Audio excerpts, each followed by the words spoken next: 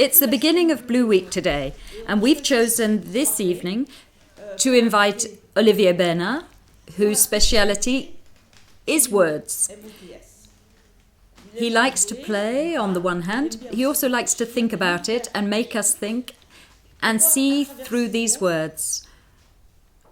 On the particular issue of aging, what is finally the view that our society has on the issue of aging, on the people themselves, and in the end, why are some words used and not others? En langue française, les synonymes n'existent pas. In the French language, synonyms do not exist, as was the case when two families, two roots were the same. Well, one of them disappeared. If there are several words, it is because there is a difference. It may be faint, but there is a difference. So an old man, an elder, etc., we're going to talk about is a little bit different. I don't like the word senior very much. It's a term that appeared in France in 1884. And it's an important word. Indo-European root gave senior. But it's the comparative of senex, i.e. the senior is older than old. It starts badly, okay? Then the semantic field of the word is terrible because we find senile, senility, senilism, senescence, and worse perhaps, and senator.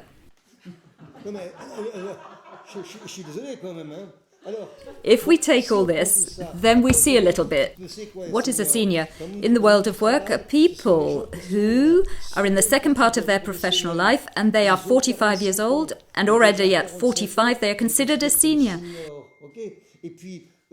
In terms of health, it's rather at 50 years old that one becomes senior. It's ridiculous because in sports you are senior at 23 years old. Since you have a team of players which has the juniors, then there are the seniors. So are we senior at 23, 45 or 50? So senior exists. We had talked about gerund because Greek in any case, in gerontology, the Greek geron means old man. But incidentally, also the Spartan Council of Elders. It was the Gerousia, but to reassure us, they were all over 60 years old. You were a warrior, and it was only when you were 60 years old that one could enter public life. In other words, for the older ones among us, to be 60 years old is when you can really start to get involved in politics. So why do we consider that we use a lot of different words? It's because we're a little bit afraid. We're a little bit afraid of old people. Firstly, old people do not correspond to the criteria of beauty. They are wrinkled, sometimes tired. They walk with a bit of difficulty. In other words, for the public, they are foreigners. But since we were very small, the word foreign is confused with the word strange. We are one of the few languages where strange and foreign have the same root. Everything that is foreign seems strange to me, which is not the case in English between strange and foreign, which is not the case in German between Fremd and Auslander. Since we were very young, everything that is foreign to us seems strange to us. So someone a little bit old wonders if indeed they are not a little bit strange, or perhaps threatening. So there is a vast choice. But you remember what I said on the fact that using a word is at the same time to discover oneself, but also to discover what we think the other can cope with. One can be an old man, that's negative. One can be a veteran, it's a bit warlike. One can be a greybeard, it's negative and pejorative. You can be a patriarch, but it's often ironic. Elder, which is used a lot these days, but which is a little bit classic. One can also be a dean. There it's interesting. It's either academic, or priest, or simply old. I remember when I was in the Congo, they say to me, "Hello, Mr. Dean." Well, no, I'm just a teacher. But no, you're old. Thank you, it's always nice. One can also be an elder, an old person, a mature man. What does a mature man mean? When a fruit is a little bit ripe, it's already a little bit mushy. And then there is ancestor. Ancestor is the most acceptable word. That's lexicometry, that's science, which studies the use of words through statistics. And the more words are used in a statistical way, the more common and acceptable they become. So I'm going to stop there to tell you that there is no one word that is better than another. That is indeed what I want to send as a message, or that I believe I'm sending as a message. I'm going to colour the other, asking myself, will he bear it to be called a veteran, an old man, patriarch, elder, or senior citizen? And even preparing this intervention, I couldn't find any word to qualify the people in these age zones which correspond to everyone. And concerning the recognition of the so-called elderly people, I was thinking about it while listening to you. At some point during the health crisis, we heard about these famous elderly people, and we confused their chronological age, their degree of fragility, which is always a little embarrassing, by saying, be careful, they are more exposed, whereas we wanted to talk about fragile people. And through that, we also mixed up the retired and the much older people for whom retirement is far in the past. And with this word retirement, this history of the so-called retirement homes, terminology that officially no longer exists in France in the medico-social structures that are used or that are created. But I would like you to tell me what you think of that word. I hate that word. First of all, because I'm retired and I'm suffering from it. First of all, a little bit of linguistics. They say beat the retreat. About term, what a horror. Or we go back to our childhood.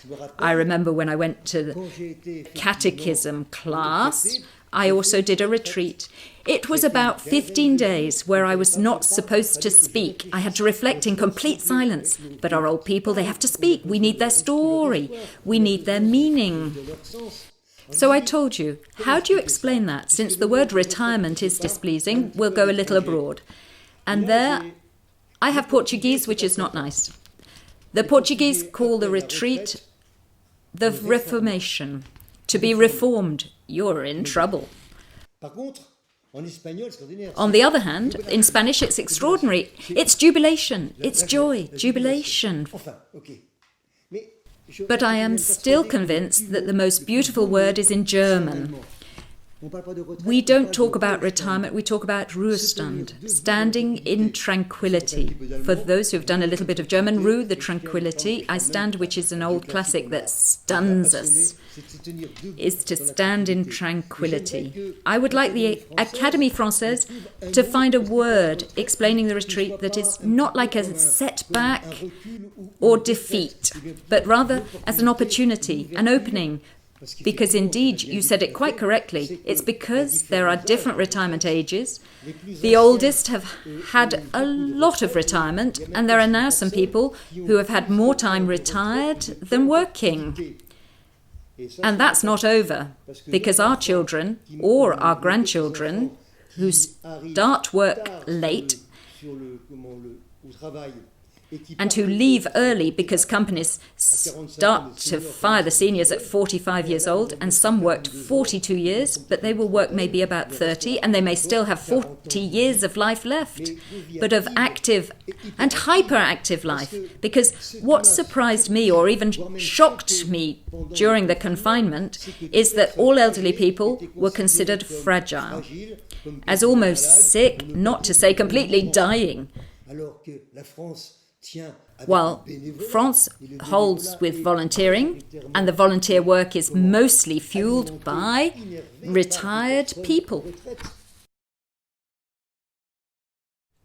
I come to a more sociological and economic question. In my practice, I regularly receive companies who come to see me, startups, because they are developing a product that seems to have as the marketing target the so-called elderly people. And we see through this that in parallel, one hears that the elderly are expensive because their health condition brings costs, etc. There is a whole economy, a whole section of the economy that is developing, which has been called the silver economy, and which seems to show that at the same time, the fact that the population is aging brings an economic boost. So I'd like to tell me a little bit about that, of this impact on society and the economy. Well, first of all, the best impact is semantic. Silver is both a play on silver and hair colour. Well, I'm an example of that. Indeed, the silver economy is a balance. First of all, you have to start by being clear. Not all elderly people are rich. Far from it. Even if the generation I represent had the possibility to buy a house, when perhaps our children will have less ease, it remains that there are still some people with small pensions, but above all, there is the possibility to understand that without the silver economy, we couldn't continue. So for the moment, it's a bit embarrassing because we don't take the plane anymore. But taking a plane from the beginning of the school year, it's terrifying. There is only white hair. While we'd like to hear kids yelling, people playing, children playing with the staff. And well, it's terrible. And now it's fuller than the churches, but it's the same. And indeed, we have this silver economy, and without it, we could not run the machine. And the machine would seize up. So we are talking about the period with people who are already retired, but are far from being dependent. Only dependent because of what is invested in them, in terms of perhaps assistance from banks, which also contributes to the national wealth. It is true that hearing that the old are expensive, it is, let's say it, an infamous nonsense. But before talking about the future or perspective, did you have anything else to add or a word you like? It's not one word, it's 3 sentences. First of all, thanks to Pierre-Henri. Thank you for starting Blue Week. But I found the first version of the Blue Week in 195 BC. I just found it. Cato the Elder said, one must become old early if one wants to be old for a long time. It's still not bad. Then I said to myself, aren't there people closer to us who are talking about it? I found a good phrase from by Picasso. Old age does not heal, but it prepares itself. And we did it. And then the last word is from François Mauriac, who said, old age is wonderful. Too bad it ends so badly. And I, who didn't like Mauriac very much, find that he was rather strong. So indeed, one more little word. The anagram. For those who listen to me, the anagram is when the words get mixed together and the letters will give another word. And I wonder if semantically the anagrams are errors, are potluck, or perhaps messages. For example, for caregivers, there are some in our audience, the healer's anagram is healing. Interesting. And then for the helpers, the companions, the anagram of presence in French is precisely hope.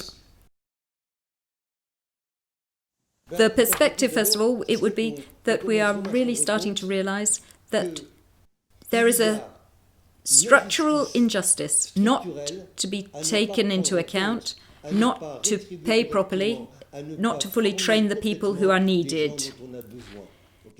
I have gone beyond semantics, of course, but I had to take care of validation, of people who were caregivers.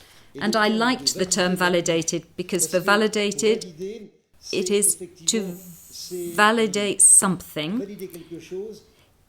It's not just having a diploma. It is giving value. Indeed, when you are validating, and that my idea of an anagram is not fortuitous, the anagram of validated is delivered. It is also important to deliver. For the old people, we're a little bit hard. I find it absolutely unbearable and even iniquitous that to classify old people, the grid is used for what they can no longer do. One used the term to act, whereas they cannot act. I was very shocked one day. When I arrived in an EHPAD, I was doing a little bit of micro-walking, and one says to me, "Oh, we'll present Mama to you." So the Mama, I thought, it was the mommy. But no, Mama is the acronym for Alzheimer's and related diseases. But the funniest thing is when I went to this EHPAD, he had classified people by their age.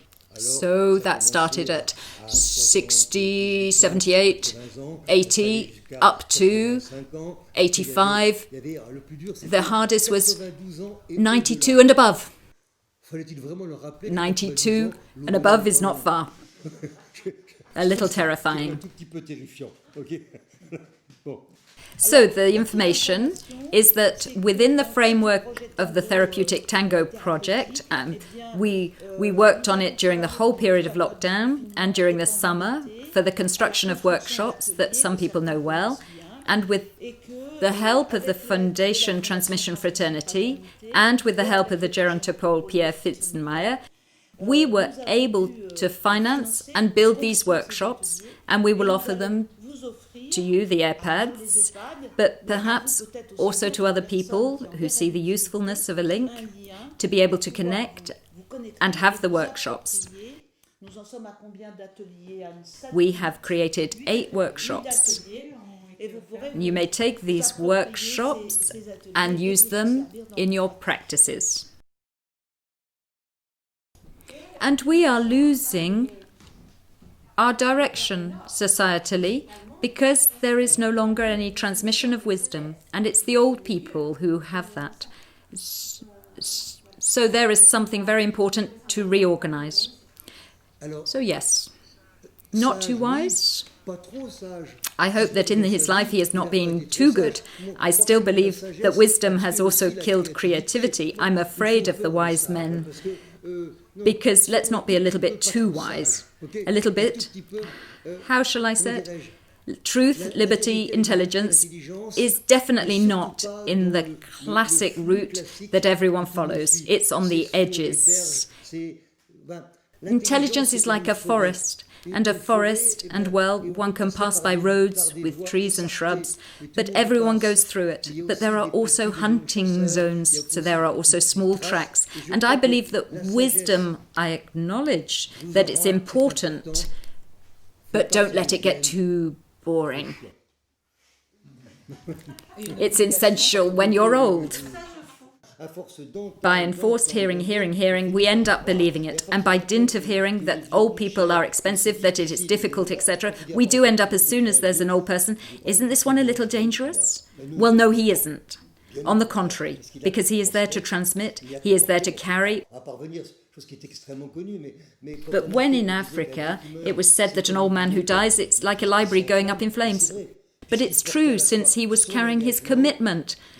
This morning, I was explaining to some students from a training institute in nursing that the important thing is to understand that the elderly patient is an adult who has fought, lived, who actually had commitments. The commitments he keeps. But if he sometimes has a little trouble expressing them, or sometimes to reaffirm them, he has lived them, so he is a bearer of them. When you walk in Montreal, because our youngest son lives there, I can assure you that there is no difference between generations. And we don't talk about old people, we don't talk about young people, we don't talk about them. Why? Because we work as long as we want to work. And we are not pushed out by a retirement age. I have a cousin who lives there who says to me, I feel like working a little here, a little this, a little that. I can do it. No one tells me it's time to retire. And this is fundamental to their relationship with work. It's true that in France, we push people in both directions at the same time. You have to let people work if they want to work as much as people who have an obnoxious boss or unbearable jobs could leave very early. We agree. Yes, but you know, in Canada, when you have an unbearable boss, you slam the door and in the afternoon find work elsewhere. Yes, it's a little different. The relationship to the job is not at all the same. Well, I think it's a bit of a mix. Everywhere we see people of all ages without ever having on one side older people and on the other side younger people. It doesn't exist, and that's great. When I had a wonderful experience this Friday with a woman with such advanced Alzheimer's disease. She is Italian, so we sing a lot of songs in Italian. And sometimes she starts singing in English as well. And so we translated, or rather she's translated, a song that is always sung in Italian, come prima, into English. We did it in English. I'm pleased to see someone from San Francisco who is connected online. It's Simone. I am one of the people who are beyond. I am beyond. There you are, beyond, but very close. And you are a volunteer, aren't you? And she leads the tango workshops. I have all the gadgets, etc. I press the wrong button every time. I stop because I talk too much. That might be a pity for those who do not know it. When you are a certain age, you talk about solidarity, solitaire, and support. When you are solitary, you talk too much. When someone comes and you get the opportunity to have a conversation with someone.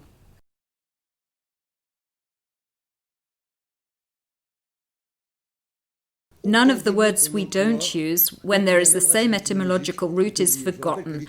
I remind you that etymology is the science of truth, and there we lived in the real.